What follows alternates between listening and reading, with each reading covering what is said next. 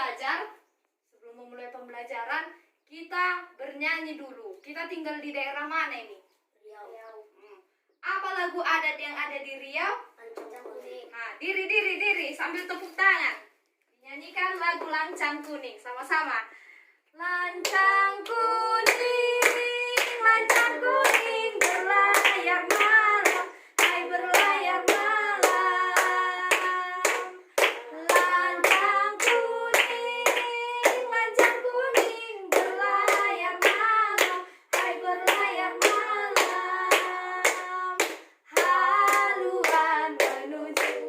Haluan menuju ke laut dalam.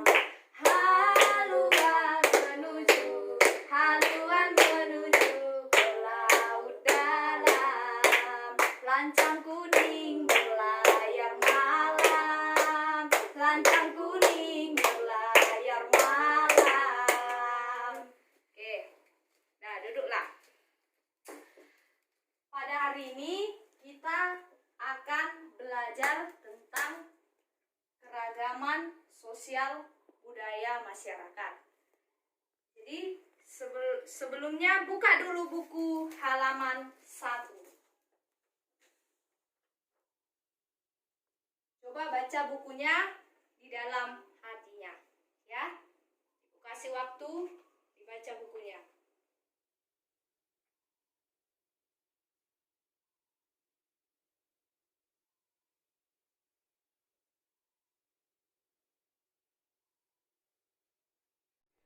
Sebelumnya Ibu menjelaskan dulu ya tentang gagasan pokok. Gagasan pokok itu adalah topik yang dibahas di dalam teks. Gagasan pokok juga disebut gagasan utama, pokok pikiran, pikiran utama, atau itu sama saja ya. Di setiap paragraf hanya memiliki satu gagasan pokok. Nah, gagasan pokok itu biasanya terletak pada awal paragraf, tapi belum tentu paragraf itu yang disebutkan sebagai gagasan pokoknya. Jadi harus dibaca dulu yang mana betul-betul inti dari satu kalimat, dari satu paragraf. Itulah yang dinamakan gagasan pokok. Apa? Gagasan pokok? Inti dari dari satu paragraf, bukan topik cerita ya. Kalau topik cerita semua itu. Ya. Ciri-cirinya dari gagasan pokok atau kalimat pokok itu mengandung inti masalah.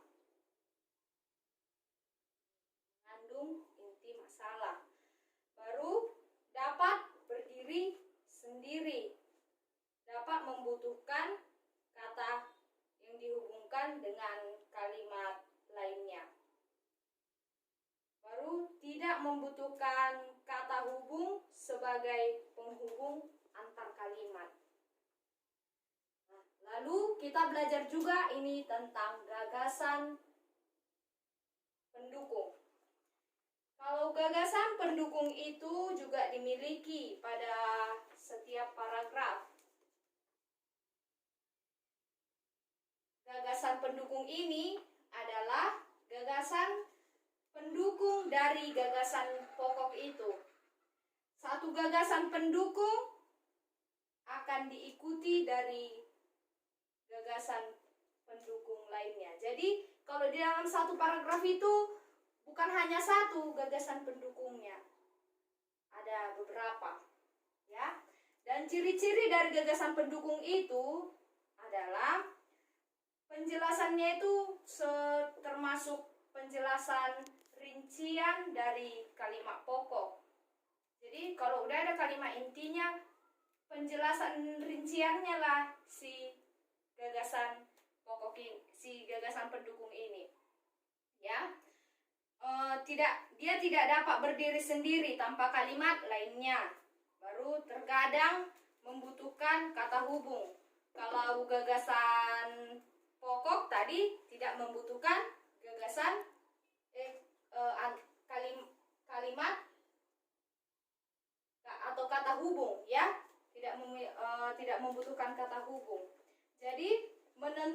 gagasan pada teks tertulis itu harus dibaca dulu dengan cermat satu paragrafnya.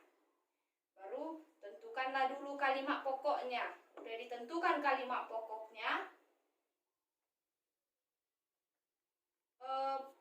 buatlah pertanyaan gini, apa yang sedang dibahas di dalam satu paragraf. Baru kita tentukan gagasan pendukungnya antar kalimat pendukung di satu paragraf. Baru kita ulangi lagi langkahnya selanjutnya kalau mau mencari gagasan pendukung. Ya. Nah, di sini ada beberapa gambar. Jadi, tanyalah, kita ini Indonesia memiliki banyak macam suku bangsa. Ya kan? Nah, coba kalian tebak dulu ya. Atau sebelumnya kita belajar, kita tebaklah agama-agama apa saja lah dulu yang ada di Indonesia. Islam, Kristen, Katolik, Konghucu, Buddha,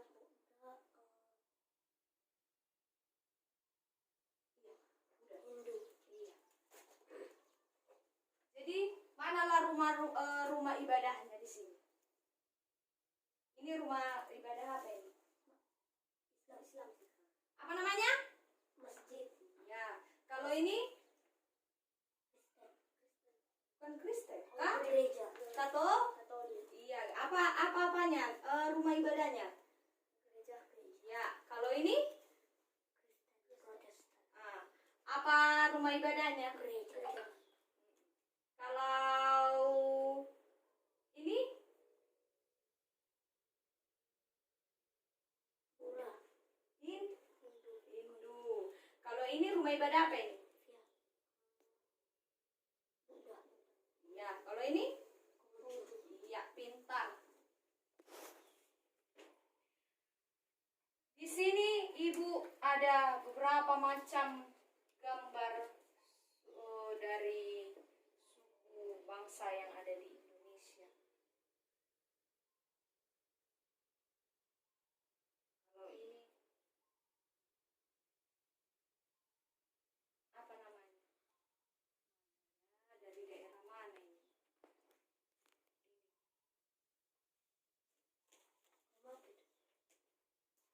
Namanya ini Keraton Kesepuhan Cirebon. Ini berarti dari daerah Jawa Barat. iya. Kalau ini namanya Kebaya Menak. Kalau yang dipakai si cowok ya. Kalau yang dipakai perempuan dia itu kebaya Sunda. Ini adalah senjata tradisional dari daerah Jawa Barat. Dan ini adalah alat tradisionalnya. Dan cara memainkannya ini kayak mana? Digetarkan. Jadi keluar dia bunyikan. Dan ini adalah makanan tradisionalnya dari Jawa Barat. Sudah tahu kan? Ini adalah rumah adat dari mana ini? Padang. Rumah Radang. Bukan rumah dari Padang itu. Dari Kalimantan. Ya? Kalimantan Barat. Ya. Jadi bawahnya itu, bawah ininya terowongan apanya ini? Bawahnya lah dibilang ya. Nah, itu dibilang bisa untuk tempat binatang. Biasanya kandang-kandangnya lah itu mereka buat. Ini adalah makanan khasnya, yaitu bubur sambas. Dan tuma adalah alat musik tradisionalnya. Kalau cara memainkannya ini kayak mana? Dipukul. Iya, sehingga menggetarkan bunyi. Kalau itu adalah makanan, adalah senjata tradisionalnya.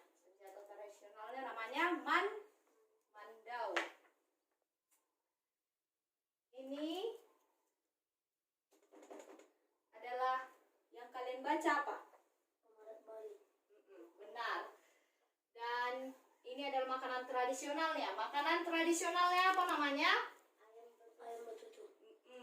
Kalau senjatanya, kalau alat musik tradisionalnya, cengceng. Kayak mana cara mainkannya ini? Kalau ini, tahu? Dipukul sehingga keluarlah dia bunyinya. Sudah semua membaca tadi kan buku teksnya? Sudah Bu. Sudah dibaca, sudah mengerti apa yang ada di situ kan? Dipahami ya? Dan selanjutnya Ibu ada tugas. Setelah tadi kita udah belajar gagasan pokok, gagasan pendukung, cobalah tentukan dulu gagasan pokok, gagasan pendukung dari paragraf 3, 4, dan 5 yang ada di teks. Ini teksnya. Teks yang kalian baca tadi ya. Sudah Bu.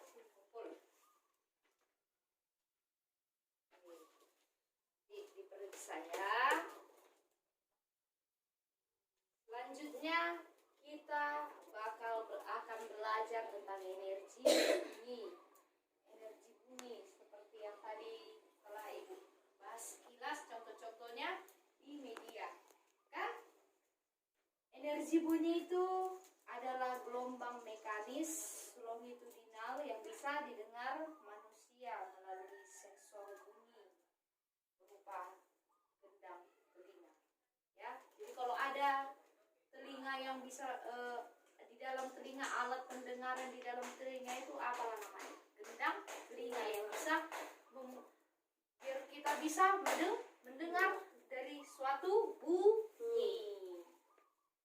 Sumber bunyi itu adalah semua benda yang menghasilkan bunyi. Karena bendanya bergetar, kan? Iya, karena bendanya bergetar, maka bakal ada suara bunyi, mengeluarkan bunyi dia karena bergetarlah dia, makanya ada bunyi.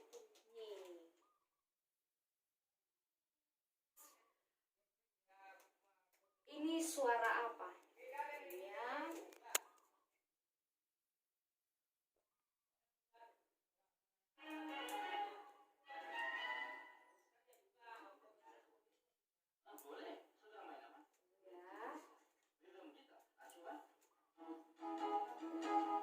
Apa itu? Gitar. Oke, mana cara memainkan suara gitar? Ya, itu contoh, termasuk contoh bunyi atau alat musik yang dipetik, ya. Kalau yang dipukul, ini apa? Apa itu? Gendang, tuma juga ya. Tuma dipukul. Kalau yang digetarkan, hah? Angklung, pintar. Kayak mana suaranya? Ini kan?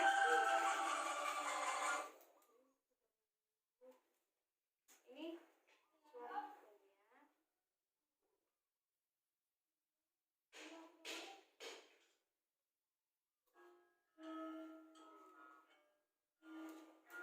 Ini apa ini? Alat musik tradisional ini. Gamelan. Mainkannya juga dipukul. Getarlah dia, jadi ada bunyi. Kalau bunyi yang ditiup, apa? Kalau bunyi yang ditiup, apalagi contohnya? Selain seruling. Seruling itu bahasa Minang. Kalau selain itu apa dibilang? Trompet, baru saksofon, kan? Kalau yang digesek, apa contoh bunyi yang digesek? Iya, biola, harpa. Lalu, udah pernah kalian dengar suara harpa?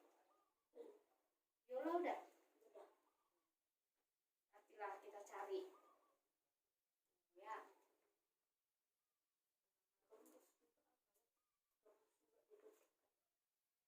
Ya.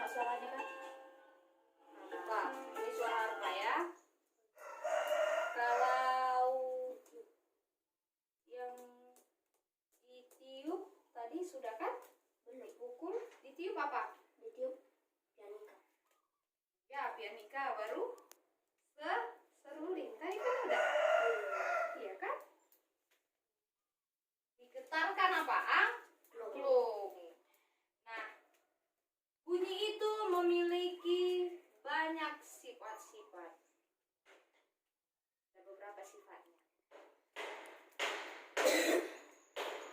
Bunyi merambat memerlukan medium, ya. Perambatan dapat terjadi lewat medium, baik padat, benda padat, cair, atau gas. Namun, bunyi tidak merambat di ruang hampa karena tidak ada medium di dalam ruang hampa. Dan lalu, bunyi itu juga dapat dibiaskan. Pernah kalian dengar suara petir kan? Jadi kalau kita dengar dengan sesama suara petir itu, apalagi di malam hari kan keras daripada siang hari, bakal lebih apa dia? Bakal lebih seksama kalau didengarkan di malam hari. Mana ya ibu bilang?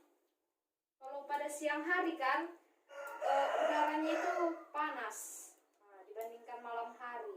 Jadi akibat kerapatan dari udara itulah makanya dapat membuat bunyi dapat dibiaskan pada malam hari, ya. Nah, bunyi dapat dipantulkan itu bunyi dapat dipantulkan terjadi ketika bunyi mengenai penghalang sehingga dapat terjadi gema atau gaung. Kalau gema itu bunyi yang dapat didengar jelas. Terdengar jelas. Apa contohnya gema? Cara di goa. Wah, itu contoh gaung. Kalau berteriak di gunung, kan ada suaranya lagi kan? Suara sambungannya. Nah, itulah yang dibilang gema. Lalu kalau gaung, bunyi pantul itu yang tidak didengar jelas. Kalau berteriak di goa, itulah namanya gaung. Karena tidak terdengar jelas suara kalau di goa. Oke. Nah, kita sudah belajar bahasa Indonesia, IPA dan IPS. Kan? Di Indonesia itu banyak agama, banyak suku, kan? Nah, jadi apa semboyannya di Indonesia? Kalau jumpa sama teman lain yang beda agamanya sama kita harus Hargai. Iya, karena apa semboyan Indonesia? Satu itu. Bineka Tunggal Ika. Arti apa? Yang berbeda-beda tetapi tetap satu. Dan banyak juga alat-alat musik yang ada di Indonesia yang dapat digetarkan, yang dapat menghasilkan bunyi. Kan tadi sudah dipelajari. Gagasan utama itu adalah kalimat inti dari suatu paragraf. Kalau gagasan pendukung yaitu kalimat yang berupa penjelasan atau rincian dari suatu gagasan pokok, ya, atau pokok pikiran, kalimat inti itu. Nah, di sini sudah Ibu jelaskan beberapa materi. Nah, sekarang ada latihan barangkali. Dikerjakan dulu ya. Sudah siap anak-anak? Sudah, Bu. Oke, sini kumpulkan.